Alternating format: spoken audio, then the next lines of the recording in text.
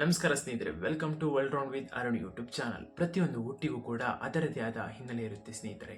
ಹಾಗೆ ಇಸ್ರೋಗೂ ಕೂಡ ಅದರದೇ ಆದ ಒಂದು ಹಿನ್ನೆಲೆ ಇದೆ. ಅದು ಏನು ಮತ್ತು ಇಲ್ಲಿಯವರೆಗೆ ಮಾಡಿರುವ ಸಾಧನೆ ಎಂತೆದ್ದು ಎಂದು ಈ ವಿಡಿಯೋದಲ್ಲಿ ಕಂಪ್ಲೀಟ್ ಆಗಿ ತಿಳಿದುಕೊಳ್ಳೋಣ. ಬನ್ನಿ ವೀಕ್ಷಕರೇ. ಅದು 20ನೇ ಶತಮಾನದ ಆರಂಭ. ಭಾರತದ ವಿಜ್ಞಾನಿಗಳು ಅಂದರೆ ಎಸ್.ಕೆ. ಮಿತ್ರ, ಸಿ.ವಿ. ರಾಮನ್, ಮೇಘನಾಥ್ ಶಾ, ವಿಕ್ರಮ್ ಸಾರಾಭಾಯ್, ಹೋಮಿ ಬಾಬಾ ಹಾಗೆ ಹಲವಾರು ವಿಜ್ಞಾನಿಗಳು ಆಧುನಿಕ ಬಾಹ್ಯಾಕಾಶ ಸಂಶೋಧನೆಗೆ ಮುಂದಾದರು. ಹಾಗೆಯೇ ಇವರ ಸಹಾಯಕ್ಕಾಗಿ ಡಿಪಾರ್ಟ್ಮೆಂಟ್ ಆಫ್ ಅಟಾಮಿಕ್ ಎನರ್ಜಿ ಅನ್ನು ಸ್ಥಾಪಿಸಿದರು ಮತ್ತು ಬಾಬಾ ಅವರು ಅದಕ್ಕೆ ಕಾರ್ಯದರ್ಶಿಯಾಗಿದ್ದರು. ಹಾಗೆ ದಿನ ಕಳೆದಂತೆ ಬಾಹ್ಯಾಕಾಶ ಅಧ್ಯಯನದ ಒಲವು ಜಾಸ್ತಿಯಾಗುತ್ತಾ ಹೋಯಿತು. ಆದ ಕಾರಣ ಅಂದಿನ ಸೈಂಟಿಸ್ಟ್ ಆದ ವಿಕ್ರಮ್ ಸಾರಾಭಾಯ್ ಅವರು ಆಗಿನ ಪ್ರಧಾನಿಯಾಗಿದ್ದ ಜವಾಹರ್ಲಾಲ್ ನೆಹರು ಬಳಿ ನ್ಯಾಷನಲ್ ಸ್ಪೇಸ್ ರಿಸರ್ಚ್ ಸಂಸ್ಥೆಯನ್ನು ಸ್ಥಾಪಿಸುವುದಾಗಿ ಕೇಳುತ್ತಾರೆ. ಅದರಂತೆಯೇ 1962ರಲ್ಲಿ Indian national committee for space research ಎಂಬ ಸಂಶೋಧನಾ ಸಮಿತಿಯನ್ನು ಡಿಪಾರ್ಟ್ಮೆಂಟ್ ಆಫ್ ಅಟಾಮಿಕ್ ಎನರ್ಜಿ ನೇತೃತ್ವದಲ್ಲಿ ಸ್ಥಾಪಿಸುತ್ತಾರೆ.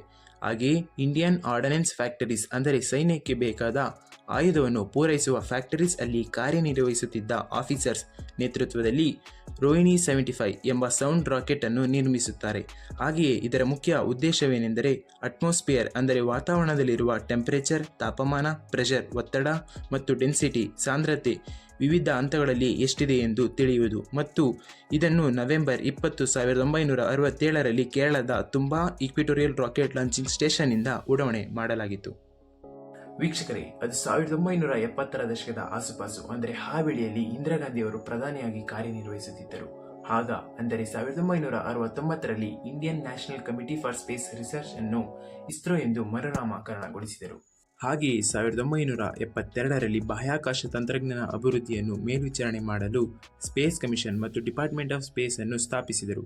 ಹಾಗೆ ಇಸ್ರೋ ಸಂಸ್ಥೆಯು ಡಿಒಎಸ್ ಆಡಳಿತ ಅಡಿಯಲ್ಲಿ ಬರುವುದು. ಹಾಗೆ ಮತ್ತೊಂದು ವಿಷಯವೇನೆಂದರೆ 1975ರಲ್ಲಿ ಭಾರತದ ಮೊದಲ ಸ್ಯಾಟಲೈಟ್ ಅಂದರೆ ಉಪಗ್ರಹವಾದ ಆರ್ಯಭಟ್ಟವನ್ನು ಸೋವಿಯತ್ ಸ್ಪೇಸ್ ಏಜೆನ್ಸಿ ರಾಕೆಟ್ ಮತ್ತು ಟೆಕ್ನಾಲಜಿಯನ್ನು ಬಳಸುವ ಮೂಲಕ ಕಕ್ಷೆಗೆ ಸೇರಿಸಲಾಯಿತು.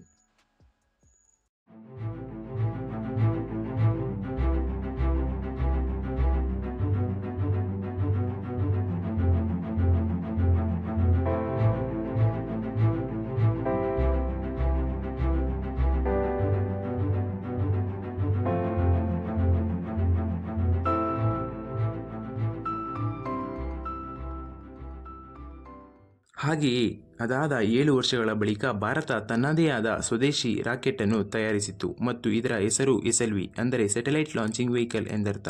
ಮತ್ತು ಈ ರಾಕೆಟ್ ಅನ್ನು ಬಳಸಿ RS-1 ಅಂದರೆ ರೋಹಿಣಿ ಸ್ಯಾಟಲೈಟ್ ಅನ್ನು ಯಶಸ್ವಿಯಾಗಿ ಕಕ್ಷೆಗೆ ಸೇರಿಸಿತು ಮತ್ತು ಇದರ ಮೂಲಕ ಉಪಗ್ರಹವನ್ನು ಸ್ವಯಂ ಆಗಿ ಕಕ್ಷೆಗೆ ಸೇರಿಸಿದ ಪಟ್ಟಿಯಲ್ಲಿ ಭಾರತ 7ನೇ ಸ್ಥಾನವನ್ನು ಪಡೆದುಕೊಂಡಿತು.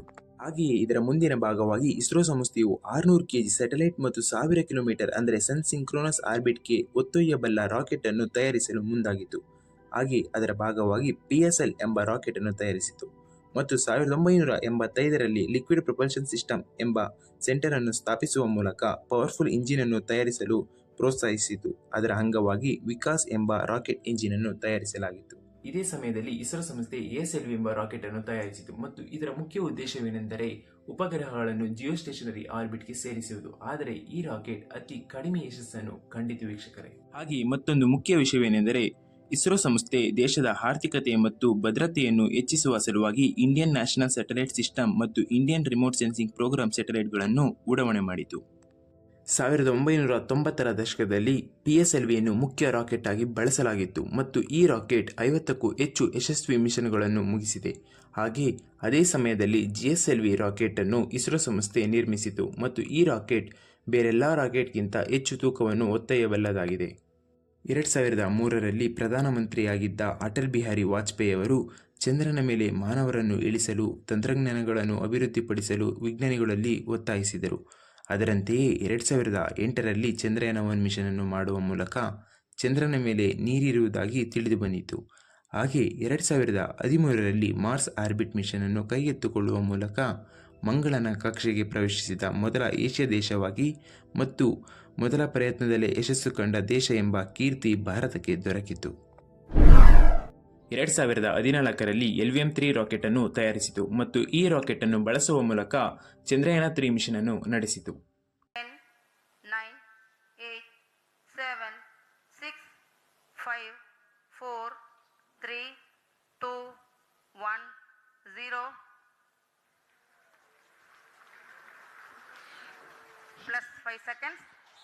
Lift off normal. P1 Here tracking. we have a majestic liftoff of LVM-3 M4 rocket carrying India's prestigious Chandrayaan-3 spacecraft. P2 tracking. प्रज्वलन और सफलतापूर्ण उत्थापन LVM-3 M4 रॉकेट का। यह भीमकाय रॉकेट आसमान को चीरते हुए अपनी भयानक दहाड़ से चारों ओर कंपन उत्पन्न कर रहा है। इसे हम यहाँ महसूस कर सकते हैं और यही दहाड़ है जो वैज्ञानिकों को रोमांचित करती है। ಮತ್ತು ಇದರ ಮೂಲಕ ಚಂದ್ರನ ದಕ್ಷಿಣ ಭಾಗದಲ್ಲಿ ಇಳಿದ ಮೊದಲ ದೇಶ ಎಂಬ ಕೀರ್ತಿ ಭಾರತಕ್ಕೆ ದೊರಕಿದೆ. ಹಾಗೆ ಸೆಪ್ಟೆಂಬರ್ 2, 2023ರಂದು ಆದಿತ್ಯ L1 ಮಿಷನ್ ಅನ್ನು ನಡೆಸುವ ಮೂಲಕ ಇಸ್ರೋ ಸಂಸ್ಥೆ ಸೂರ್ಯನನ್ನು ಅಧ್ಯಯನ ಮಾಡಲು ಮುಂದಾಗಿದೆ.